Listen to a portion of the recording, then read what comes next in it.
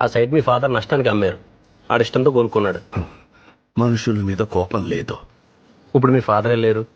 ఆస్తి మీద ఆశ లేదు. అలాంటప్పుడు ఆయన గురించి వాడు ఏమనుకుంటే నీకేంట్రా? మరి ఎందుకు వచ్చావురా ఇంట్లోకి? ఎవడేమనుకుంటే నాకేంటా? ఏం మాట్లాడుతున్నావు నువ్వు? ఆ? అలా అనుకుంటే 300 కోట్లు ఆస్తి వదులుకోను కదరా. ఆ రోజు అయిపోయి పెట్టేవాను కదా. ఇప్పుడు పిల్లలు బాగుండాలని అమ్మా నాన్న అనుకోవడమేనా?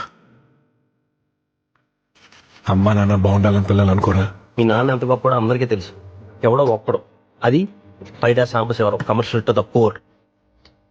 అలాంటి ఆయన గురించి తప్పుగా మాట అంటే నువ్వు ఇంత రిస్క్ చేసి ఆ ఊరు వెళ్తావా? ఎవడో ఒక్కడే కదా సీతను తిట్టిందని రాముడు అంతఃపురంలో తలుపులు వేసుకుని కూర్చుని ఉండొచ్చు. అప్పుడు ఆయన దేవుడే నవకుశి మాత్రం అనేవారు. ఇప్పుడు అందరూ అంటున్నారు.